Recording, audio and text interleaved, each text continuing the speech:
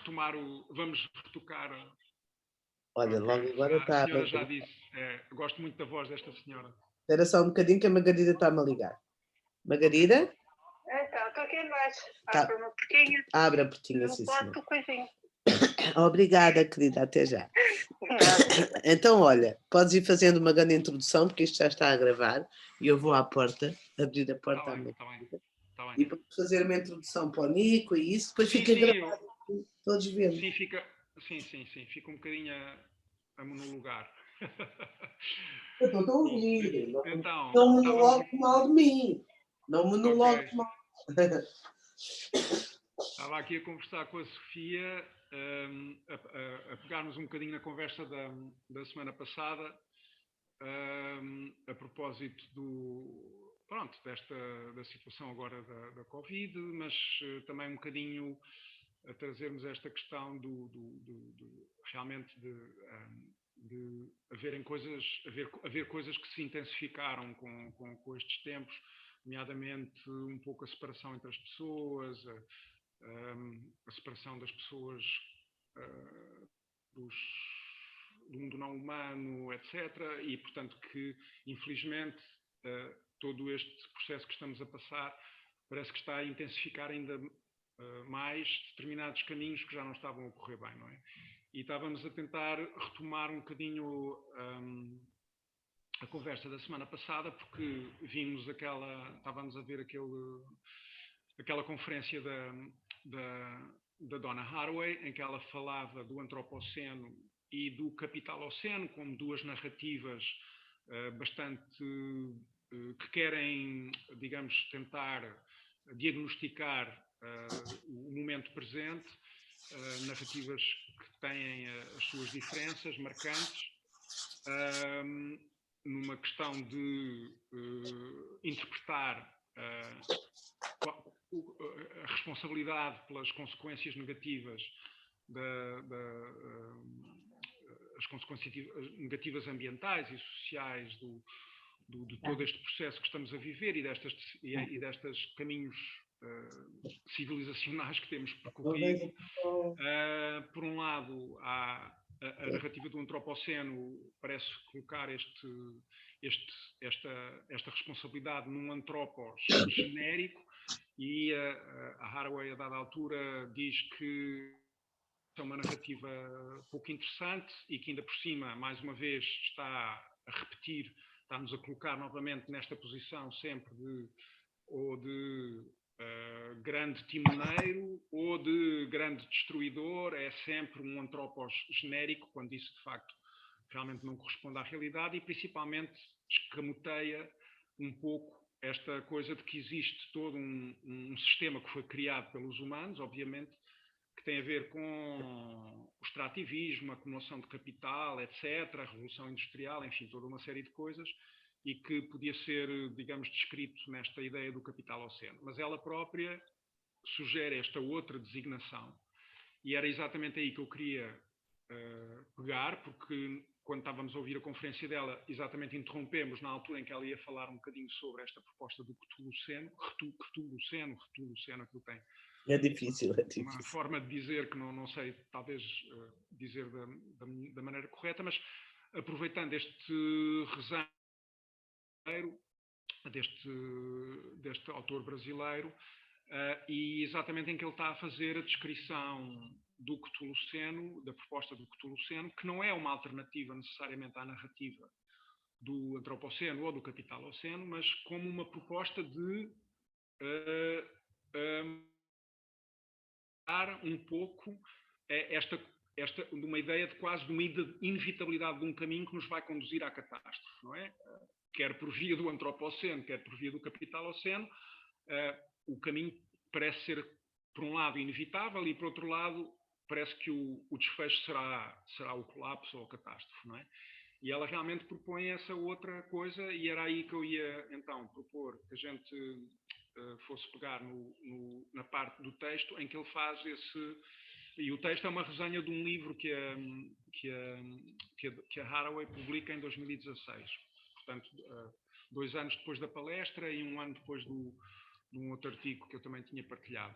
E então, Eu vou aqui partilhar o meu ecrã, Sofia, e a gente podia ler os dois, íamos ir lendo os dois. Deixa-me cá ver se eu consigo. Olha, a Margarida já te deixou os testes? Boa.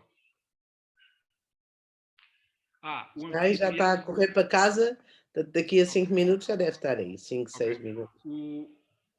Ele diz-me aqui que o anfitrião desativou o compartilhamento de tela, mas o que eu te vou propor é, eu vou-te pôr aqui o link no bate-papo. Não, assim já está, múltiple participantes, não desativei nada. Está? Então está bem. Então Já, claro, não desativei nada, ele é que faz isso sozinho. Então, aqui está. Compartilhar. Ok. Estás a ver o texto? Estou. Estás? Portanto, que é o antropoceno torcido. Yeah. Estás a ver isso? Estou. O Cthulhuceno como alternativa? Uhum. Ok, boa. As letras estão um bocadinho pequeninas, não sei se consegues. Então eu posso pôr maior, espera aí. Se não era nada má ideia. Aqui, zoom. Ok. Está melhor? Ótimo. Está bom assim? Ou ainda está muito pequenino? Não, está bom. Está bom? Ok.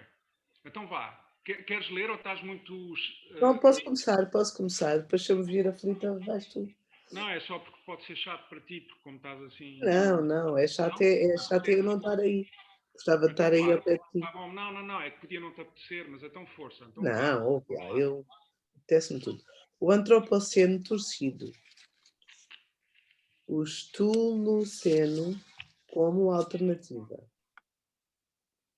O Cthulhuceno, tal como propõe Haraway, não é uma época geológica. O que o conceito proposto pretende fazer com o antropoceno não é a sua substituição. As narrativas cthulhucénicas não têm as mesmas formas. E nós, do jogo de barbante que preparei acima, não tem as mesmas formas? Eu não percebo esta frase. Sim, eu vou-te explicar, porque ele usa a Haraway para falar das narrativas do Antropoceno e do Capitaloceno. Ela usa várias expressões baseadas nas letras S e F. Science fiction, etc. Tem, como é que é? Qualquer coisa. Yeah. Pronto, tem várias expressões. E uma delas é string figures. E em inglês, string figures é aquelas... O jogo do barbante é aquela coisa que é a cama de gato, sabes? Aquele jogo que se faz com uma... Sei perfeitamente. Diz? Sei, é este que a gente tem aqui assim as mãozinhas, tudo. Sei bem. E temos aquele fio e vais fazendo, e outra pessoa puxa e vai fazendo, que é o jogo a cama de gato em brasileiro, parece, e o jogo do barbante que ele usa.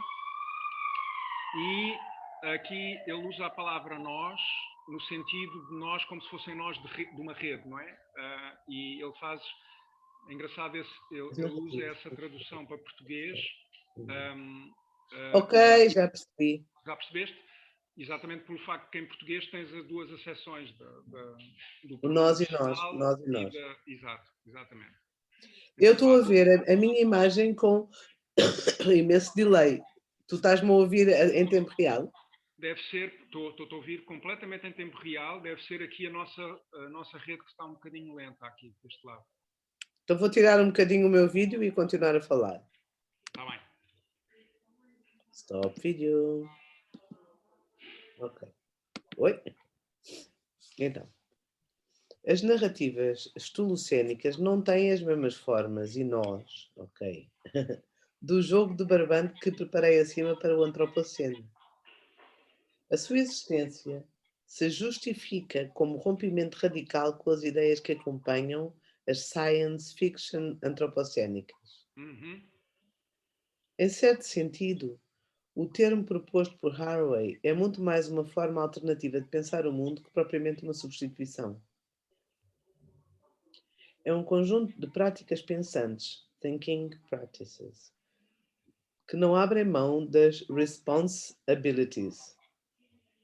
Relacionar é se responsabilizar e, nesse caso, significa também reconhecer que a destruição que o antropoceno aponta é muito real e evoca responsabilidade. Portanto, ela, lá está, portanto, ela não recusa, a Haraway, como tu sabes, ela não recusa o antropoceno como uma designação que quer dar esse ênfase realmente nestes efeitos perniciosos realmente de muitas atividades humanas. O que ela recusa é um antropos genérico que está nessa narrativa, não é? Como claro. se... Exato, pronto.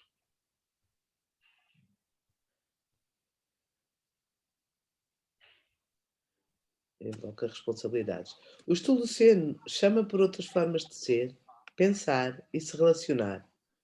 We are humus, not homo, not anthropos.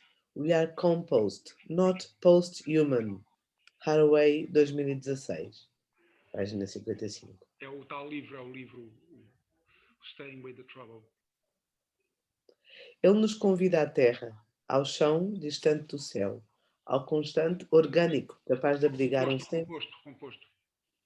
Ah, que engraçado. Ele nos convida à terra, ao chão distante do céu,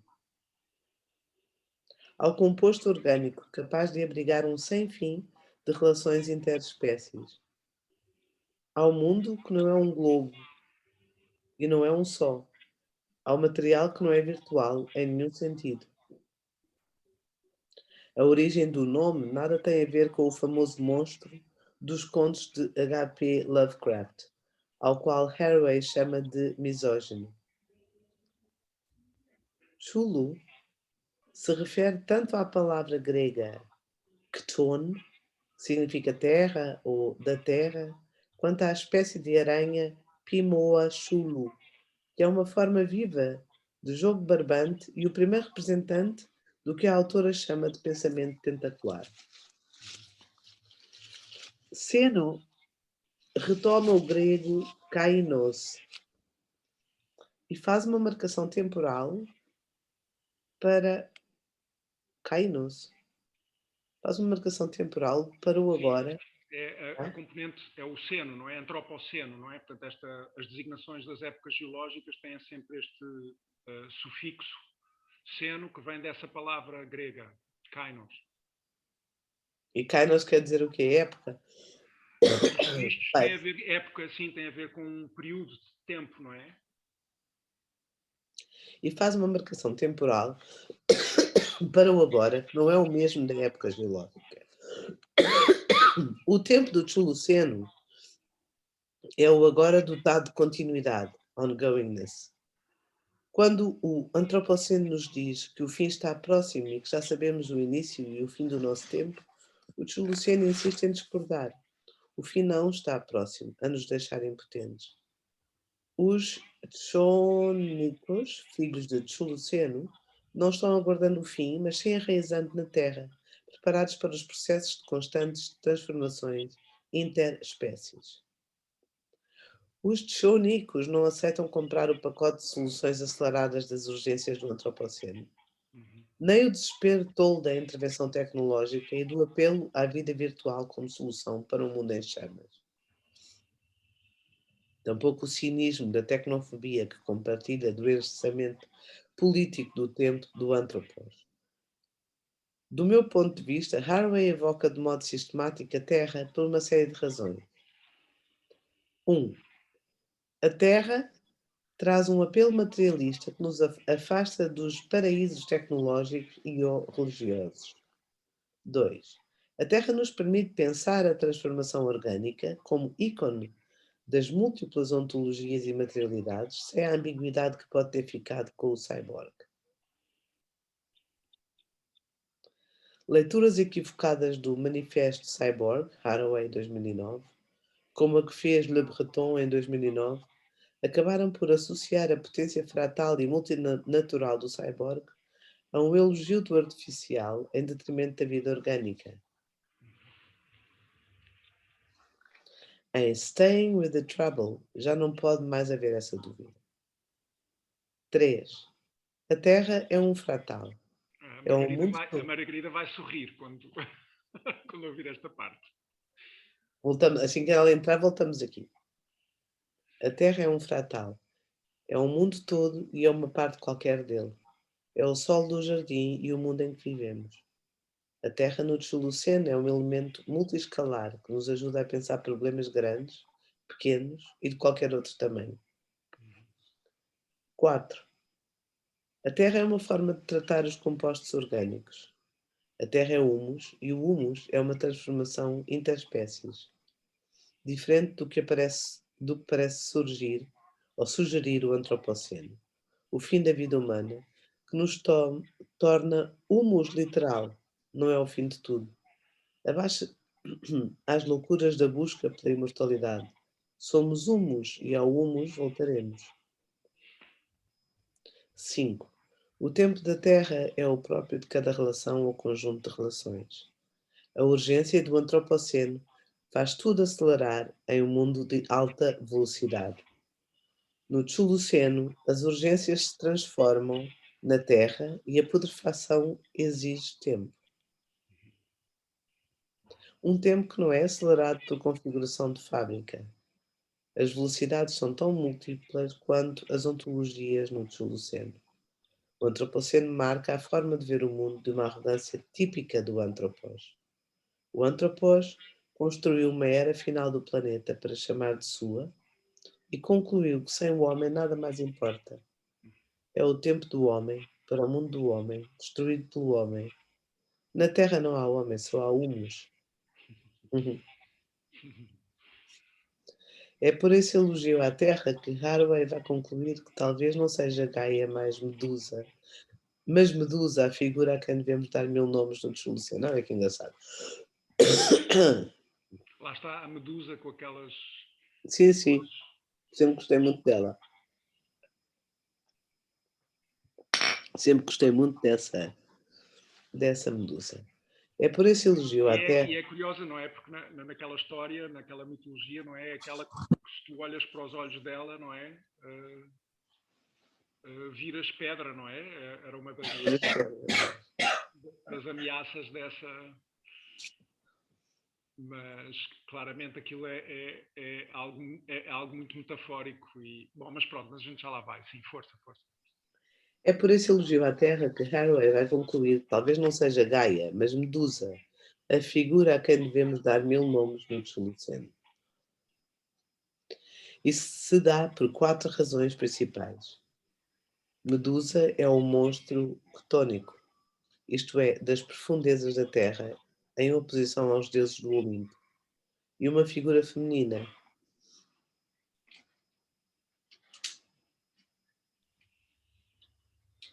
A terceira razão é que ela é a única mortal entre as 3 irmãs górgonas.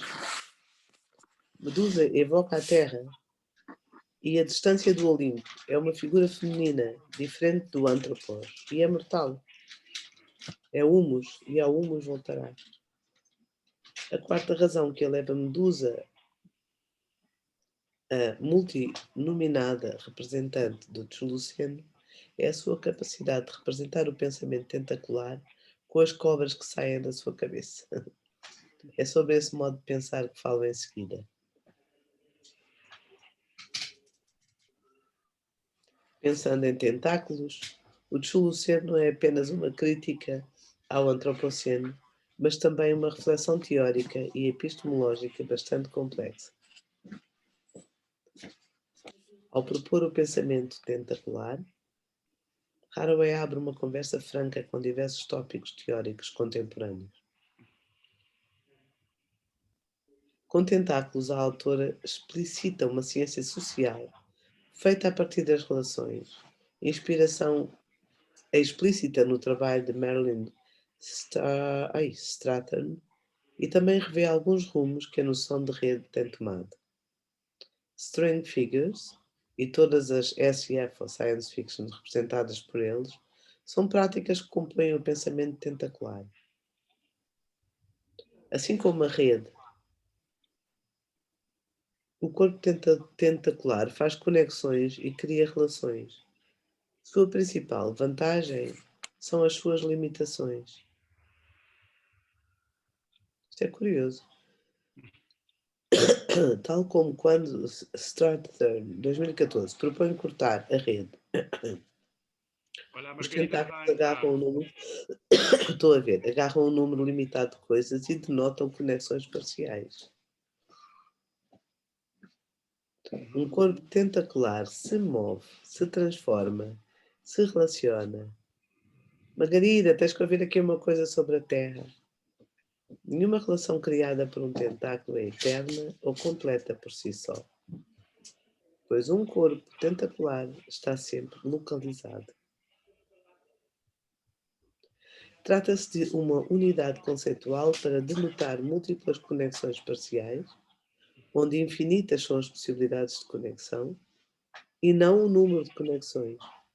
Os monstros citónicos do Tsuluceno são tentaculares como a medusa, como as aranhas, os polvos e como os jogos de barbante. Estás aí, Margarida? Se calhar era engraçado ler aquela coisa da Terra, não? Sim, podemos ir lá acima quando a Margarida tiver... quando ela tiver mesmo... Ela, tenho a impressão que talvez tenha posto qualquer coisa no bate-papo, deixa-me ver. Não consigo, tá, mas não consigo. Não consigo ligar a câmera nem micro. Se calhar vou sair e voltar a entrar. Ok. Ok, Margarida. A gente espera por ti. Também eu sou. Mas isso Caramba, não, isto não está a fazer nada. Está bem, pronto. Deixa-me ensinar no esperto. Daqui 3 horas tens de tomar outro. O jogo do barbante. Eu até tinha pensado a gente hoje fazer aqui depois fazermos o jogo no fim. Esqueci de trazer o cordel, mas pronto, eu achei que talvez houvesse aqui um cordel, mas pronto, a gente depois... Pedes aí à Isa, há imensa lã. E eu também tenho lã e a Margarida também tem lã. Não, sim, mas pronto. Sim, mas é engraçado esta coisa que ele diz, não é? Agora sim. Boa, Margarida, olá. Oi. Bola, estava difícil. Ok, não sei se nós estamos eu estou a partilhar a minha tela e provavelmente vais ver ali um texto que nós estamos a ler, que é este texto em brasileiro, que é uma resenha do livro da Haraway e que no fundo era só para complementar a conversa da semana passada, que tinha ficado exatamente neste sítio em que ela ia começar a falar sobre esta proposta dela do Cthulhu-Ceno, aquela... e pronto, é isso que temos estado a ler. E pronto, mas Sofia, queres então... Vamos lá acima então ver só aquela parte que eu tínhamos dito que a Margarida ia gostar de ouvir. Acho que era bonito. Onde é que ela está? É a Terra. É da Terra, não é? Quando ele fala da Terra, porque é que... está aqui. 1. Do meu ponto de vista, Haraway evoca de modo sistemático a Terra por uma série de razões. 1. A Terra traz um apelo materialista que nos afasta dos paraísos tecnológicos e ou religiosos. 2. A Terra nos permite pensar a transformação orgânica como ícone das múltiplas ontologias e materialidades, sem a ambiguidade que pode ter ficado com o cyborg. Leituras equivocadas do Manifesto Cyborg, Haraway 2009, como a que fez Le Breton em 2009, acabaram por associar a potência fratal e multinatural do cyborg a um elogio do artificial em detrimento da vida orgânica. Em Staying with the Trouble, já não pode haver mais essa dúvida. 3. A Terra é um fratal. É o mundo todo e é uma parte qualquer dele. Esta é para ti. Ela escreveu, diz aqui, para a Margarida. É o sol do jardim e o mundo em que vivemos. A Terra no Tsuluceno é um elemento multiescalar que nos ajuda a pensar problemas grandes, pequenos e de qualquer outro tamanho. 4. A Terra é uma forma de tratar os compostos orgânicos. A Terra é humus e o humus é uma transformação interespécies. Diferente do que parece sugerir o antropoceno, o fim da vida humana, que nos torna humus literal, não é o fim de tudo. Abaixo às loucuras da busca pela imortalidade, somos humus e ao humus voltaremos. 5. O tempo da Terra é o próprio de cada relação ou conjunto de relações. A urgência do antropoceno faz tudo acelerar num mundo de alta velocidade. No Chuluceno, as urgências se transformam na Terra e a putrefação exige tempo. Um tempo que não é acelerado por configuração da fábrica. As velocidades são tão múltiplas quanto as ontologias no Chuluceno. O antropoceno marca a forma de ver o mundo de uma arrogância típica de Antropos. O Antropos construiu uma era final do planeta para chamar de sua e concluiu que sem o homem nada mais importa. É o tempo do homem. Para o mundo do homem, destruído pelo homem. Na Terra não há homem, só há humus. E agora, se calhar, podíamos saltar para onde estávamos ou lemos outra vez. Eu não me importo nada, sabes como é que é? Não, podemos reler só este bocadinho até chegar lá aos tentáculos, o que já vem a seguir. É por esse elogio à Terra que Harvey vai concluir que talvez não seja Gaia, mas Medusa, a figura a quem devemos dar 1000 nomes no Chuluceno. Isto se dá por 4 razões principais. Medusa é um monstro ctónico, isto é, das profundezas da Terra em oposição aos deuses do Olimpo. É uma figura feminina. A terceira razão é que ela é a única mortal entre as 3 irmãs Gorgonas. Medusa evoca a Terra e a distância do Olimpo. É uma figura feminina, diferente do Antropos, e é mortal. É o humus, e ao humus voltará. A quarta razão que eleva Medusa à multinominada representante do Chuluceno é a sua capacidade de representar o pensamento tentacular com as cobras que saem da sua cabeça. É sobre esse modo de pensar que falo em seguida. Pensando com tentáculos. Já estou a gostar. Claro.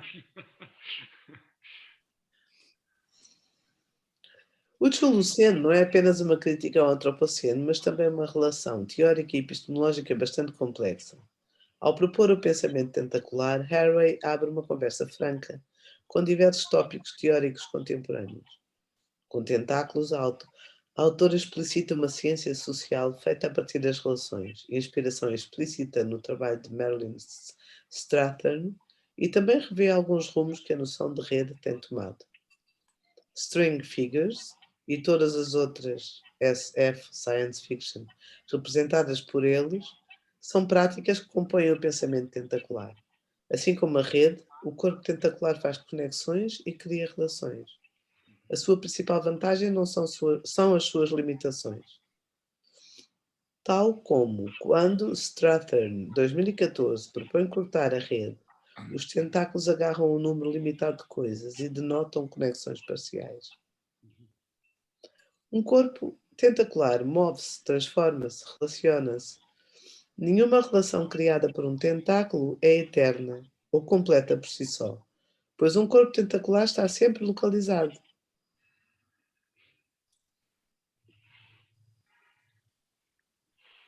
Trata-se de uma unidade conceitual para denotar múltiplas conexões parciais, onde infinitas são as possibilidades de conexão e não o número de conexões. Os monstros chitónicos do Chuluceno são tentaculares como a medusa, como as aranhas, os polvos, os jogos de barbante. Espera lá, o que é isso? Nenhuma relação, anda lá, para trás. Nenhuma relação criada por um tentáculo é eterna ou completa por si só, pois um corpo tentacular está sempre localizado. O que é que isto quer dizer localizado? Eu acho que é, lá está, eu acho que é, ok, já sabes que sou eu a puxar um bocadinho a brasa à minha sardinha, ou ao meu polvo, se quiseres, mas é um bocadinho aquela coisa dos limites, não é? Quer dizer, os limites têm a ver com esta coisa de haver também uma coisa do corpo, não é?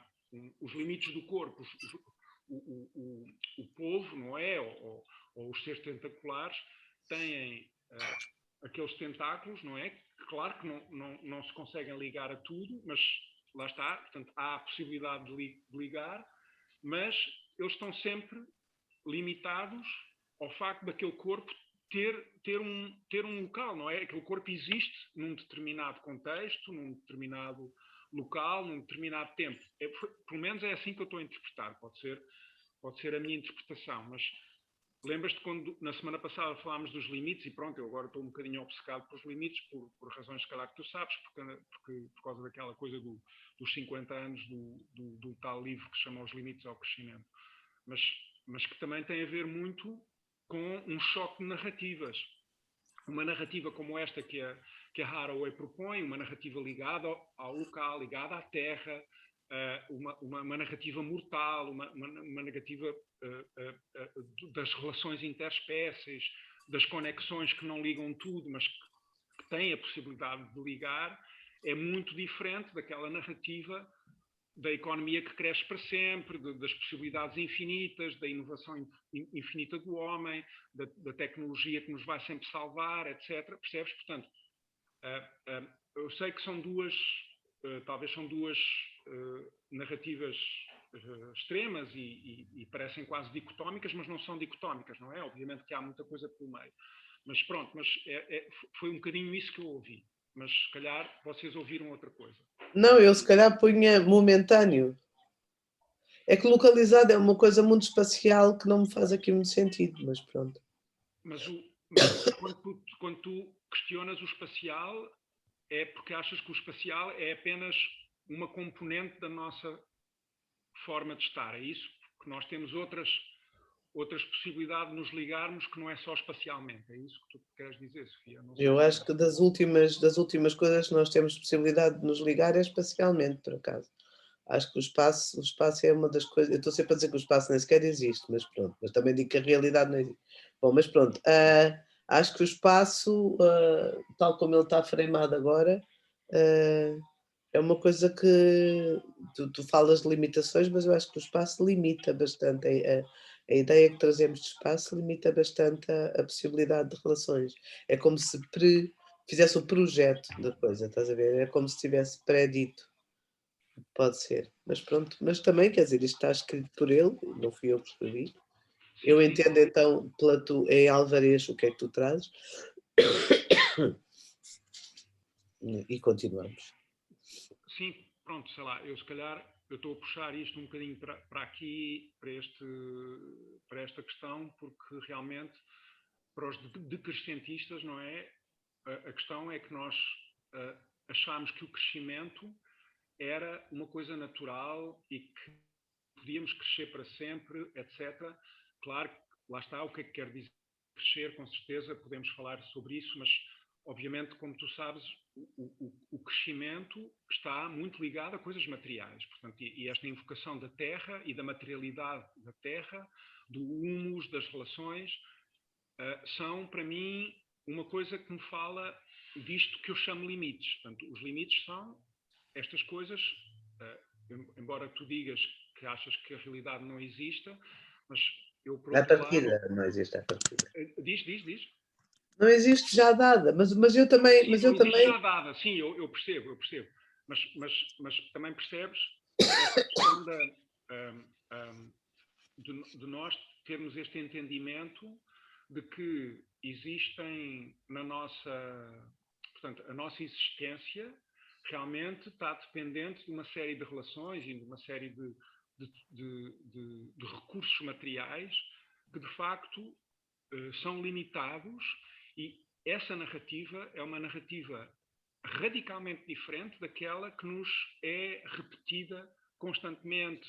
Não tenho dúvida, Álvaro. Eu até acho que há aqui uma outra coisa que gostava de trazer aqui, não é nova, mas pronto, se calhar faz sentido, que tem a ver com, uma coisa é falar-se do crescimento, do crescer, não é? Certo. Crescer. No abstrato, não é?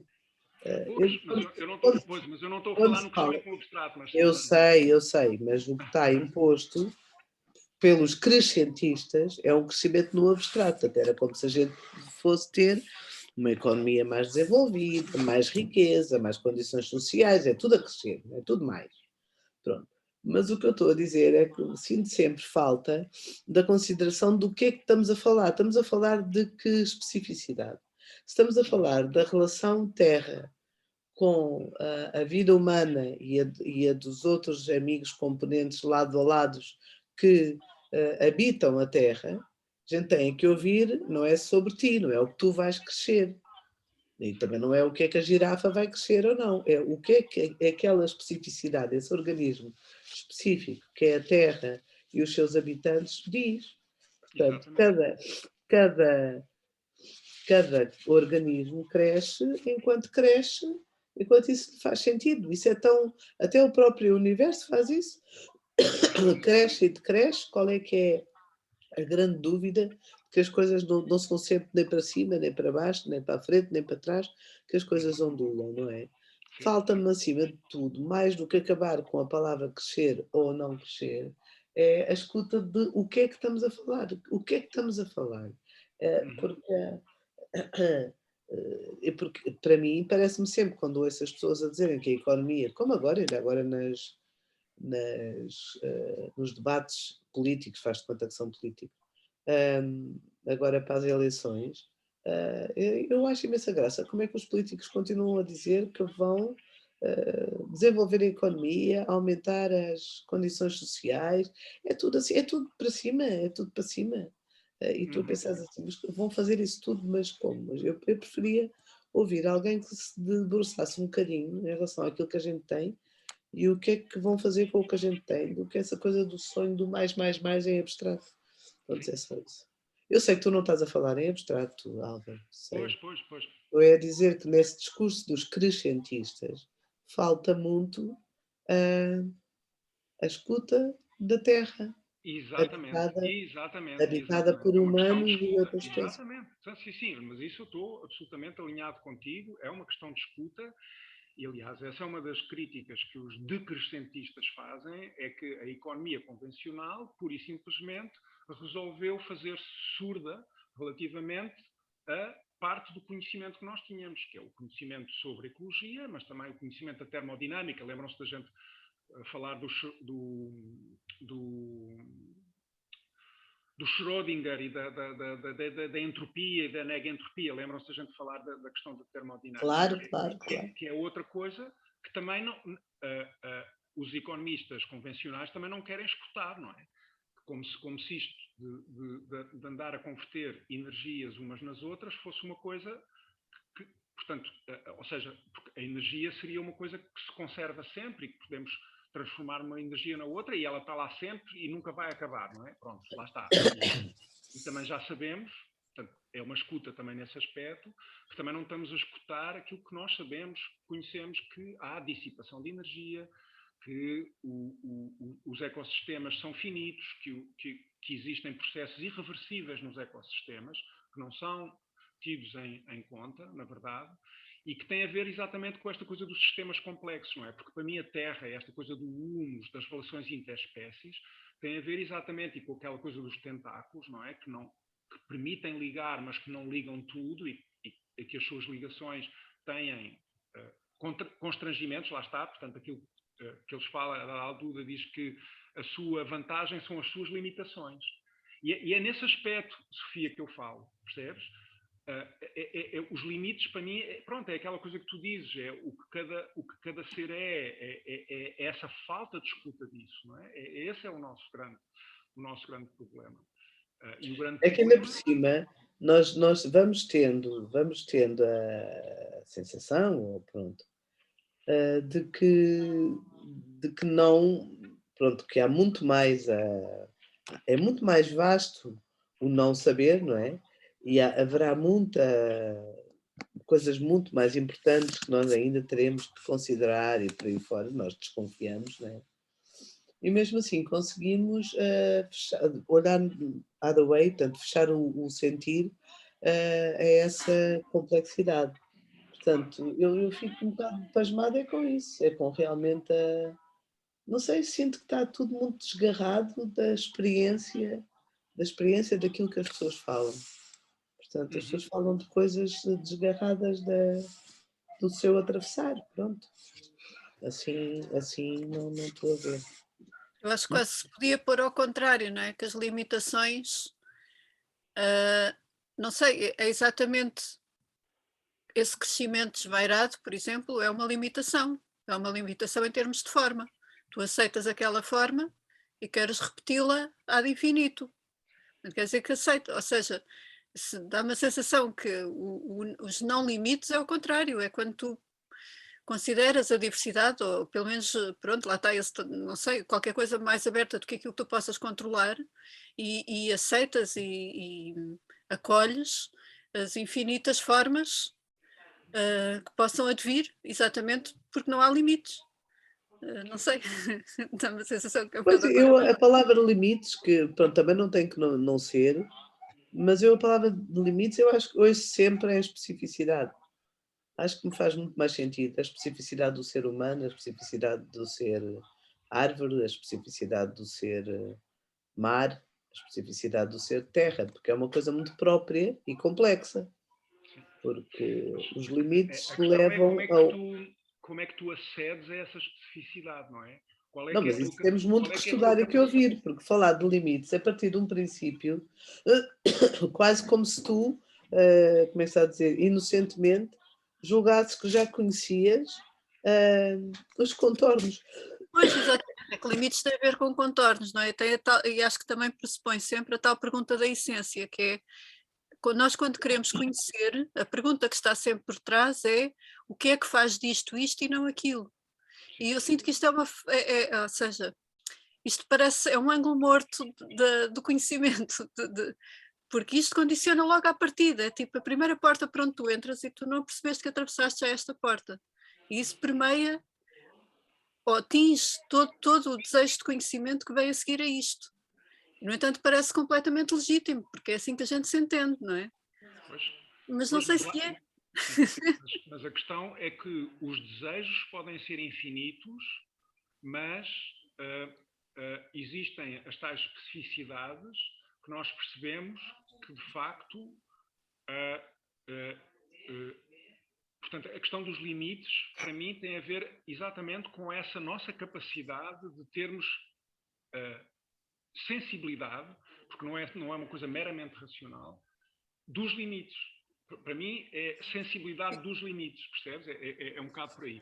E, Sim, para sim. mim, a grande questão da narrativa muito forte que está, é que ela também traz outra coisa, que também é uma palavra grega, não é? Que é a hubris, não é? Porque esta questão da nossa capacidade, do gênio humano e não sei o quê, porque o antropos não só é destrutivo, como também é criativo. E a criação não tem limites, não é? Portanto, a nossa imaginação não tem limites, a nossa capacidade criativa não tem Mas eu limites. percebo onde é que tu vais com os limites. Eu estou mesmo a ver a cara das pessoas com quem tu conversas quando opões de crescentismo ao crescentismo. Estou mesmo a ver. Aí a palavra limites é capaz de ser um grande Ajuda. saculejar. Pois aliás, pronto, como já perceberam, eu estou cheio de vontade de trazer. Bom, já estamos a trazer aqui à conversa aos limites, mas pronto, eu ia trazer um ou outro videozinho dos decrescentistas, um bocadinho também para a gente ouvir um pouco de onde é que vem para ouvirmos de onde é que vem essa forma de pensar e de dizer estas coisas, não é? Que nós agora estamos aqui a falar com outras nuances, não é? Lá está, porque as coisas têm sempre estas diferentes nuances e estas diferentes formas de lá chegar. Mas realmente, para mim, a questão da hubris é muito, muito, muito relevante, porque realmente nós também ficamos tão encantados com as potencialidades de determinadas formas de conhecimento, e elas então, neste momento que estamos a atravessar, não é? Aquela cena do follow the science e a ciência que não sei o quê, portanto, esta ideia de haver formas de conhecimento que são especialmente especialmente especiais para conhecer, não é? Que também nos deu essa ilusão, essa hubris, não é? Essa arrogância de acharmos que sabemos. E pronto, e isso também não, obviamente, que é uma coisa que não está a correr bem, não é? É uma das coisas que não está a correr bem. E os decrescentistas também falam muito dessa hubris, não é? Talvez, se calhar, não lhe chamem assim exatamente, mas no fundo acho que estão a dizer isso, porque as palavras progresso e desenvolvimento estão cheias disso. São duas palavras também que os decrescentistas também falam muito delas, porque à sombra dessas palavras, como sabem, criou-se toda esta taxonomia do mundo, não é? Os países desenvolvidos, os países subdesenvolvidos, esta ideia do progresso como uma coisa linear, enfim, pronto, todas aquelas coisas que a gente sabe, mas percebem, portanto, eu acho que esta conversa realmente, esta coisa da Haraway realmente do pensamento tentacular, também como esta capacidade de nós de acessos diferentes, não é? E esta capacidade de escuta também para as diferentes formas de conhecimento, que é outra coisa do sítio onde nós estamos. Portanto, a nossa falta de escuta também tem a ver exatamente com acharmos que existem formas de conhecimento que são muito superiores, muito melhores do que as outras, não é? Que é o outro dos disparates do sítio onde nós estamos. E pronto, enfim, mas são muitas conversas e estas coisas vão sempre cruzar.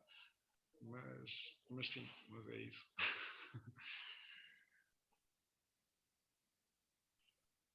Sofia, queres avançar mais um bocadinho? Se tens é que puxar para baixo. Já falta pouco.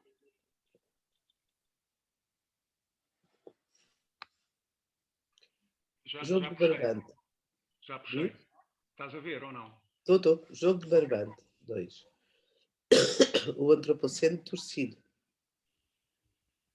Esta imagem, obviamente derivativa da primeira, tenta representar a torção contínua do antropoceno que faz o Chuluceno. Anda lá para trás só um bocadinho para ver a imagem. Pois, porque esta é a imagem que ele torcida. Já agora vou-te só pôr um bocadinho mais à frente para mostrar mais para trás, para ver a outra imagem. Claro. Ok. Portanto, esta era as narrativas do antropoceno. Até o jogo de barbante 1. Ok? É este que ele tem agora aqui. E aqui é este outro, que é o tal jogo de barbante, o antropoceno torcido, que é este que ele está a mostrar aqui. Ok. Esta imagem, obviamente derivativa da primeira, tenta representar a torção contínua do antropoceno que faz o Chuluceno. Para além de torcer as narrativas do antropoceno, esta torção cria um jogo mais compatível com uma narrativa chulucénica. Um corpo tentacular. O último elemento que quero trazer para a caracterização do pensamento tentacular é uma das noções centrais do livro Haraway, que deixo por último justamente pela sua capacidade de retomar boa parte das questões levantadas pela obra. Refiro-me à ideia de simpoesis. Simpoesis significa fazer com. Making with. Is a word proper to complex, dynamic, responsive, situated historical system. It is word for worlding with in company. Olha que giro. Ela devia ser a nossa amiga. Nós temos o estar com, falar com. Olha. Ser com. Bem. O prefixo sim indica junto e localizado. E o sufixo poesis, criação. Se me perguntassem qual a grande reflexão que traz o livro de Haraway, não hesitaria em apontar para o peso da ideia de criar junto. Esse fazer com unifica o jogo linguístico do português entre nós e nós. Esse fazer com trata em conjunto de ciência, arte e tecnologia, de modo muito mais interessante que a mera tentativa de conectar ciência e política. Entre nós e nós, lá está a tal coisa. Entre nós, we, e nós, nós. Nós, pronome, e nós, exato. Sim. E nós, substantivo.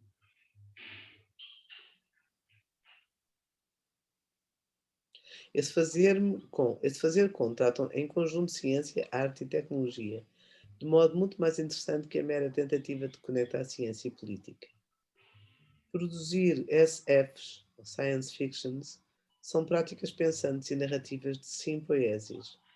Não por acaso o livro, como um todo, é uma proposta radical de science fiction.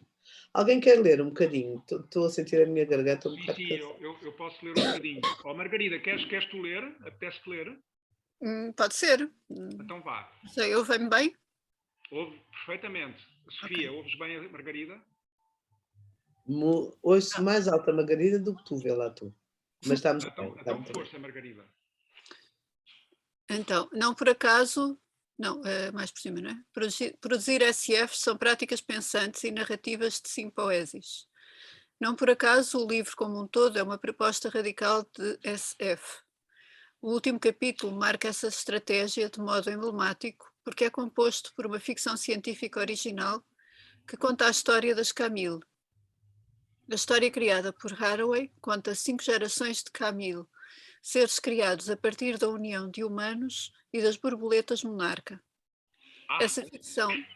As borboletas monarca, olha, aí vem como é que se chama, o italiano, o Coccia, da metamorfose. Mas pronto, a gente um dia há de lá ir. Desculpa, Margarida. Essa ficção científica é um chamado para fazer em 2 sentidos. Na própria história narrada, em que observamos um novo mundo em transformação a partir de uma radicalização das relações interespécies e do ponto de vista da criação de novas versões da história, à medida em que Haraway convida os leitores a reescrever as histórias das Camille. Os mundos são compostos de relações tentaculares entre as múltiplas espécies em todas as escalas. Assim como o corpo humano é nuvem multiespécies orgânica, que conjuga bactérias, vírus e elementos não orgânicos, assim são os corpos da aranha, as sociedades e as eras geológicas. Se o cyborg já era um corpo tentacular no Chuluceno, ele evoluiu. Evoluiu por se ver livre das más interpretações que desejaram fazer dele um corpo não terreno. Só há lugar para o cyborg embaixo da terra, apodrecendo com tudo mais que houver que torna as transformações ininterruptas. O mundo não vai acabar, nem mesmo se o homem acabar. Isso não nos exime de nossas responsabilidades, responsibilities. A relação que criamos com o mundo é parte fundamental da direção que queremos levá-lo. O antropoceno é o lugar do autocentramento, da autopoiesis antropocêntrica, que não vê futuro porque recusa o presente. Diante das inevitabilidades aceleradas antropocênicas, o Chuluceno nos conta outras histórias e apresenta outras cosmologias que permitem que novas práticas e novas relações sejam pautadas em simpoésis, no presente contínuo, nem tecnofílico, nem tecnofóbico, mas seguramente orgânico. It matters what matters, we used to think other matters with. It matters that stories we tell to tell other stories with. It matters that not.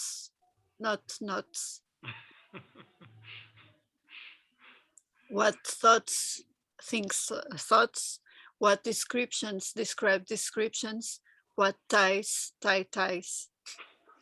It matters what stories make worlds, what worlds make stories. Olha, isto podia ter sido escrito pela gente. It matters what matters, we used to think other matters with.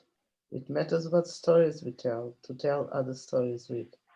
It matters what knots, not knots.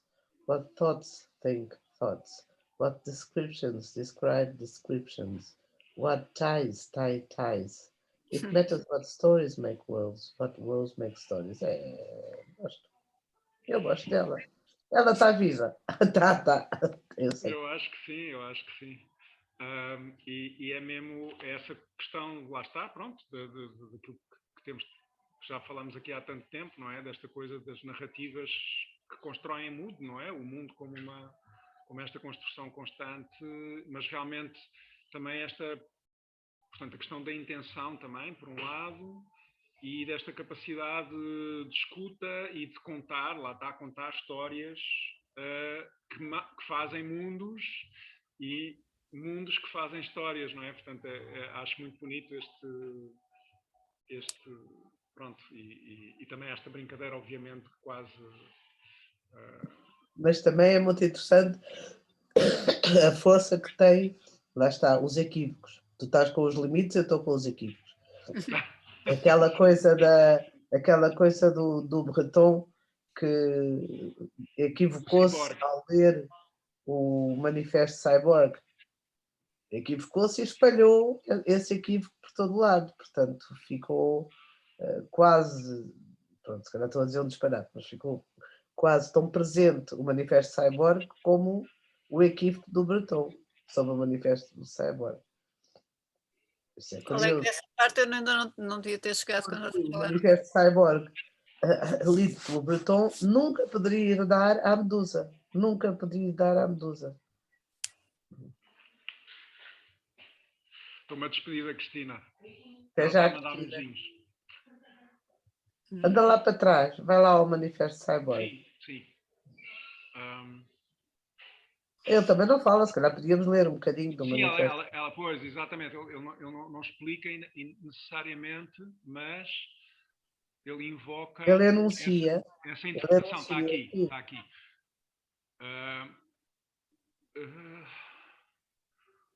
Ora.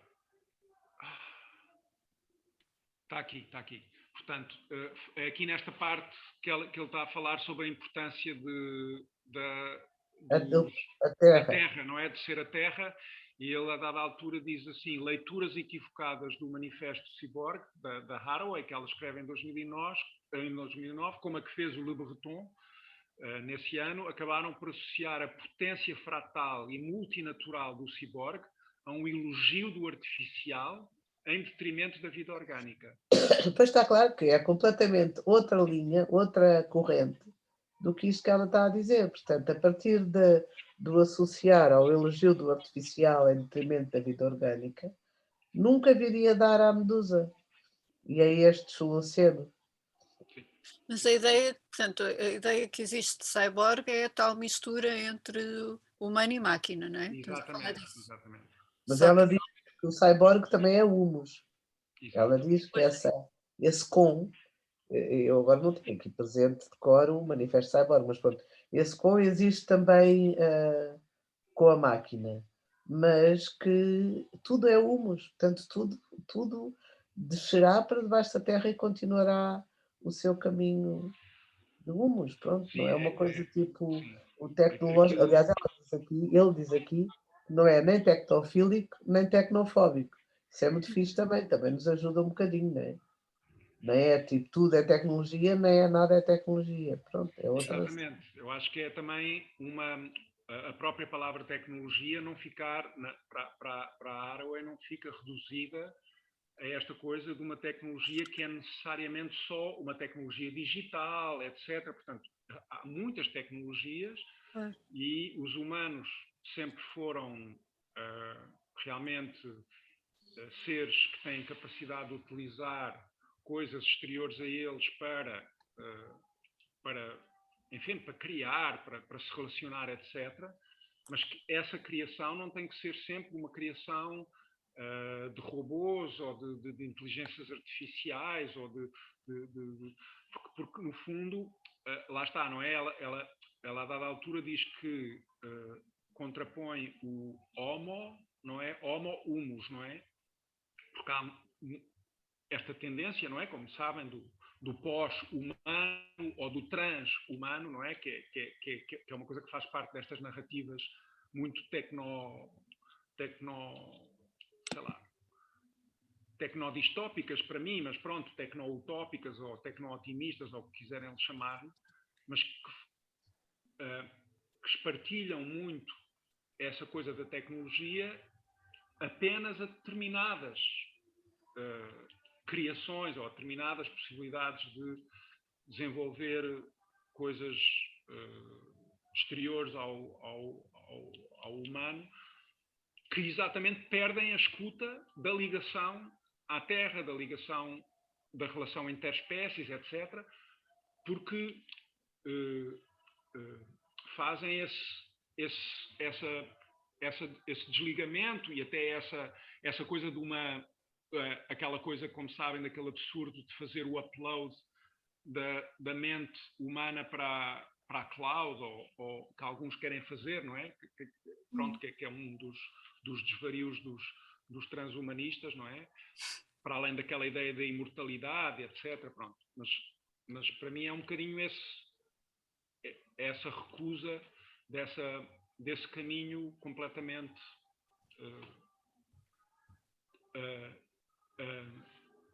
geófobo, ou como é que é? Centrífugo, que foge da Terra, não é? Que se desliga da Terra. Geópito. Geófobo, sim, ou não sei como é que Olha é. aqui, esta aqui. Aqui o 4 outra vez. A terra é uma forma de tratar os compostos orgânicos. A terra é humus. E ao humus voltaremos.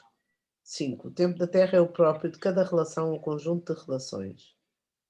A urgência do antropoceno, esta parte, isto apareceu muito bonito, faz tudo acelerar num mundo de alta velocidade.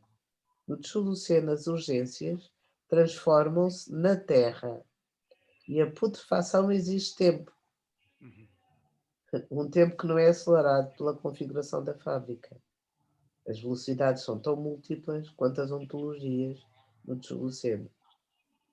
O antropoceno marca a forma de ver o mundo de uma arrogância típica do antropós. O antropós construiu uma era final do planeta, foi chamado de sua, e concluiu que sem o homem nada mais importa. É o tempo do homem, para o mundo do homem, destruído pelo homem, na Terra não há homem, só há humus. Gosto muito deste da putrefação, existe tempo, aí não podem fazer nada, tem que levar tempo. Pois, mas há uns que nem sequer querem morrer, agora imagina, o disparate. Pois.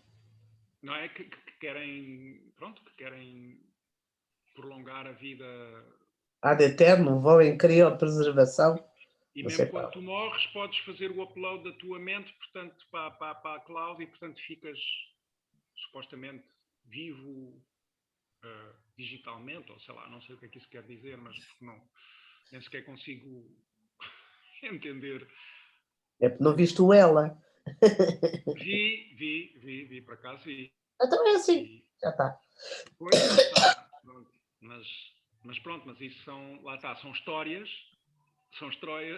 que constroem mundos e mundos que constroem histórias, não é? Lá está. Ora bem, mas tantas da ciência, da science fiction, têm acontecido exatamente como faziam a ciência em ficção científica, impressionante. Parece que eles lançam isso e depois vão atrás dos humanos e fazem a coreografia igual.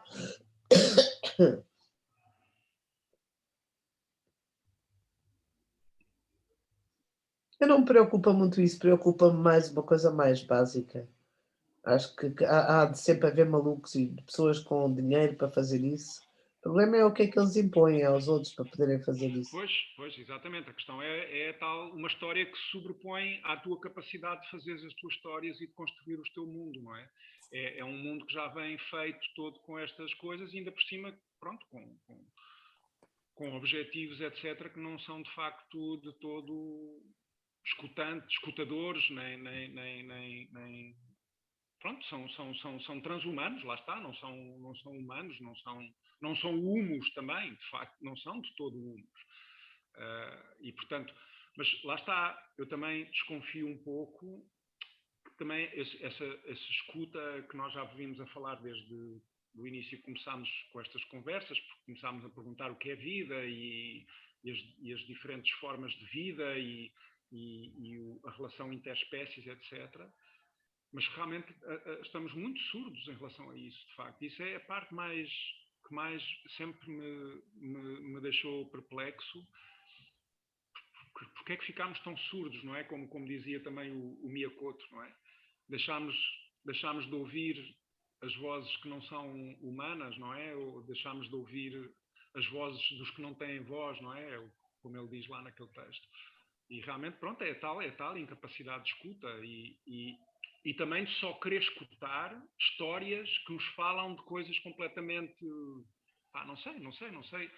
Esse encanto ou essa sedução que causam estas narrativas pós-humanas e transhumanas e não sei se sabem, há um autor que está aí muito na moda, que é um israelita que se chama Harari, que escreveu dois livros que são muito falados, um que chama-se Sapiens e o outro chama-se Homo Deus.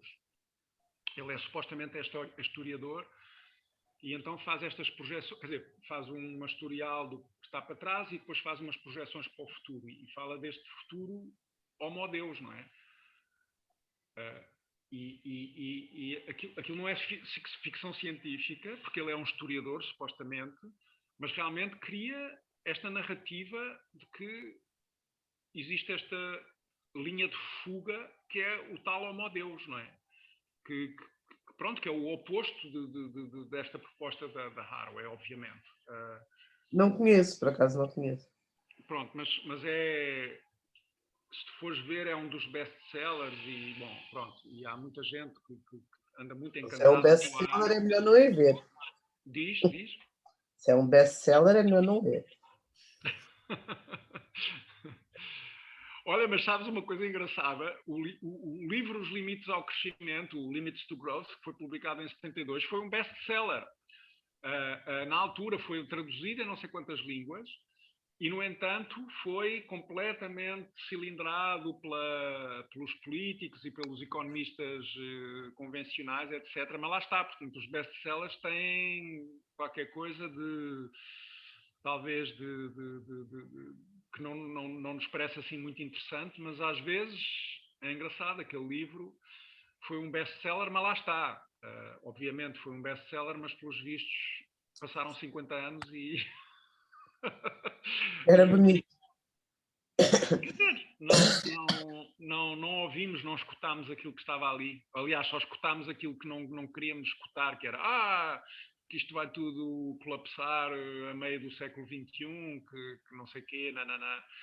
Pronto, mas de facto também confesso que, como agora tenho andado a ler e a ouvir mais coisas sobre aquilo, também não há uma parte daquela narrativa que fala muito de um antropos genérico, e fala de uma população mundial, como se a população mundial fosse uma coisa homogénea, pronto. E essa parte realmente não me interessa nada, ou enfim, acho pouco interessante. Sim, mas também já tem 50 anos. Pois, lá está, pronto. E eles foram... É engraçado ir ouvindo aqueles que ainda estão vivos, porque entretanto há uns que já morreram, alguns dos autores do estudo, mas alguns sobreviveram para ver o que é que está a acontecer e para perceber que algumas das coisas que eles diziam realmente estão-se a verificar, não é? Mas também, por outro lado, para ouvir um bocadinho como é que cada um foi... como cada um foi escutando o que o mundo foi sendo ao longo destes 50 anos. Isso é muito interessante. Eu posso partilhar um ou outro. Há um homem que é o Dennis Meadows, que é um dos autores principais daquele estudo, que ele ainda está vivo e que ainda fala sobre aquilo, e é engraçado ouvir o que cada um daqueles homens que ainda... Há uma mulher que é a Donella Meadows, que era a companheira do Dennis, que entretanto morreu em 2001, e ela tinha um discurso muito diferente, engraçado dos outros. Era uma mulher mais ligada aos movimentos ambientalistas dos anos 70 e era muito jovem quando escreveu aquilo. É muito interessante. Mas pronto, desculpem, lá estou eu a desvariar, mas eu depois partilho-vos um vídeo em que ouves eles, os diferentes, a falar ao longo destes anos, que entretanto, e isso é muito giro.